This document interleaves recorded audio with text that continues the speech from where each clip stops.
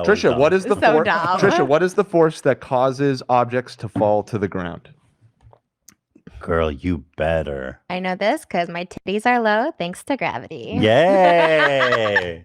A personal anecdote. Can we just also say we don't actually need gravity?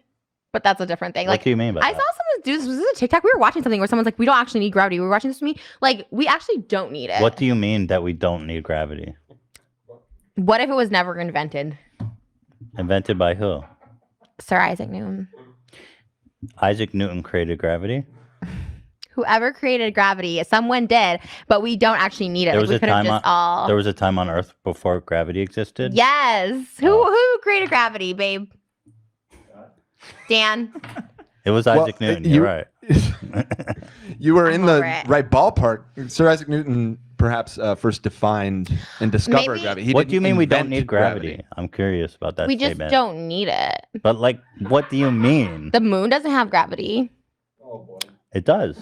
All bodies, all celestial, all bodies, All you mass. have gravity. Anything with mass has gravity. In fact, some would say you have a sizable amount of gravity. What's that mean? I'm fat? You're calling me fat Yeah. now. Yeah, attractive. Thank you, Moses. Well, you're fat. We've got quite a large pay dispute happening with our Australian women's soccer team at the moment. Is it frustrating for you as someone who's so prominent in your sport? And we heard you say on the Ellen show the other day you are the richest fighter in UFC, that sort of thing is still going on? I think that how much you get paid should have something to do with how much money you bring in. I'm the highest paid fighter, not because Dina and Lorenzo wanted to do something nice for the ladies. They do it because I bring in the highest numbers. They do it because I make them the most money. And I think that the money that they make should be proportionate to the money that they bring in. Because that's all guys want. All guys want is pussy. Swear to God. What? No. Let me rephrase that.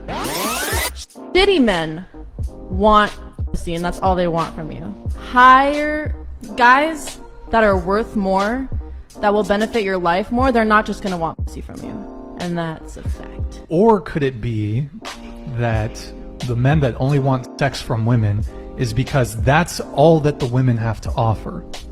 Because for me, if pussy is all you're offering, pussy is all I want. Yeah. Just like, you know what? How many times you've gotten to a club into VIP for free when some ugly chicks had to pay full price? Is that my fault? No. I've asked how many times it happened before you go down that path. I mean, plenty of times in Miami. Exactly, but that's not fair, is it? Well, please don't forget I'm not from here. But that's not the point, ma'am. That's not fair, is it?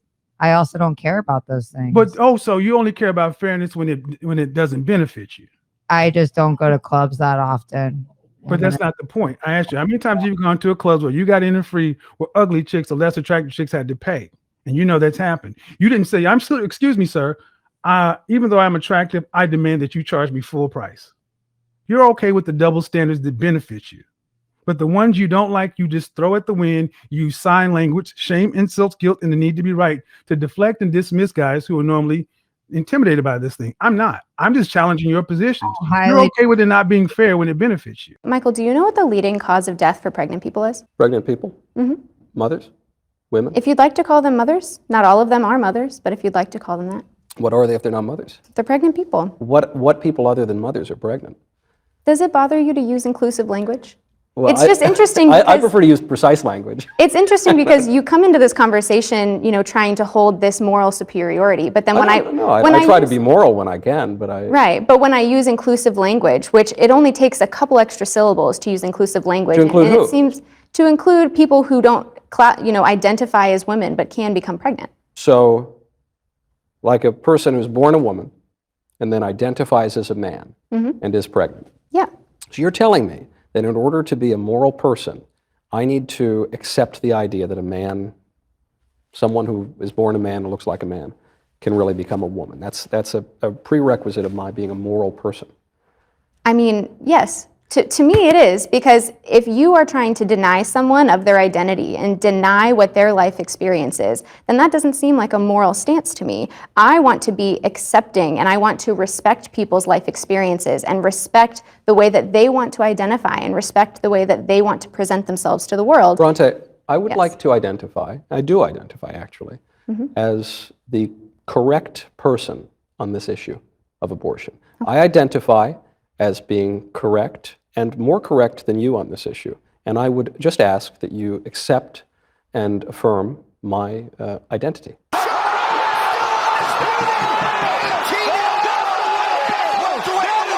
Do you? Well, you are not a medical professional, and abortion and pregnancy No, I'm is just a talking about medical my identity. concern. That's not your identity. That is my, I promise you, that's my identity.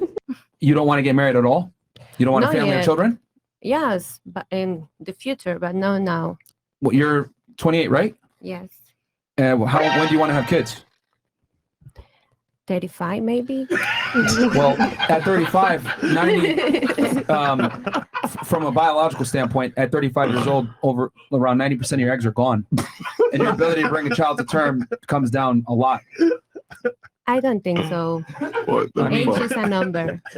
I mean, you can say you don't think so, but realistically speaking, your chances of having a child bringing them to Freeze the term eggs. at 35, that doesn't work often, and it's very expensive. I don't know. I want to enjoy my life, so I'm not ready.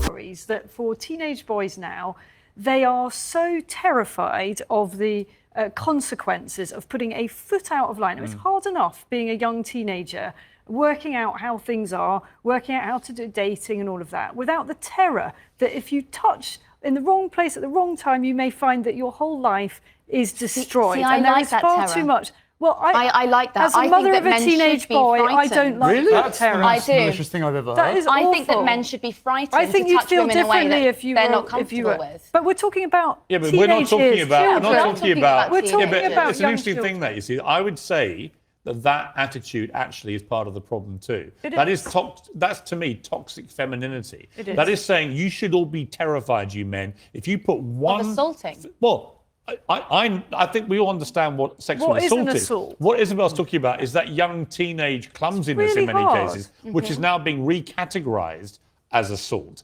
Is that a problem? It's not being recategorized as assault. It's always been assault. It's just we're finally talking about it. I don't agree with that. But I do think it's really hard for a 16, 17-year-old boy now in this environment to know even how to start they are all having kind of some terrified. kind of physical relationship with a woman. Those good boys are all terrified. I know that from talking to my son. He's just like, I'm just not going there. Is that healthy? Yes, I think it is actually. I think it's better to not have a physical relationship than to have one that could ruin a woman's life. But then how do they ever start?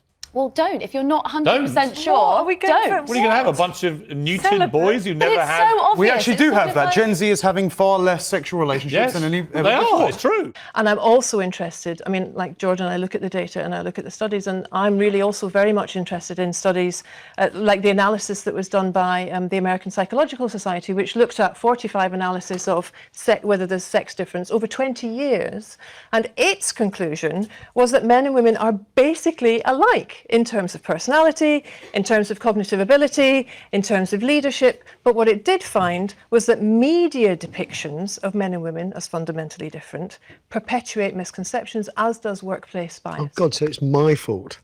So, no, well, you know, you're leaving soon. It's Men and women actually are more the same than they are different. But the issue is that small differences at the population level can turn into very large differences at the extreme. So, for example, men and women are broadly similar with regards to aggression, although men tilt a little bit more towards aggression. So that if you picked a random person out of the population, male and female, and you guessed that the male was more aggressive, you'd be right 60% of the time. But if you take the 1 in 100 most aggressive people, they're all male. And that's why the overwhelming proportion of people who are in prisons are male. Now, do you want to equalize that, just out of curiosity? What about bricklayers? They're 99% male. And we've got about 3/4 of the population now in universities in the humanities and social sciences are female. Yeah. Are we going to equalize that? And men work longer hours. They work more dangerous jobs. They're more likely to move. They're more likely to work outside. They're more likely to participate in jobs in the STEM fields that are scalable. They make more money for those reasons. And that's all hidden under the idea that the reason that men and women make different amounts of money is because of their gender.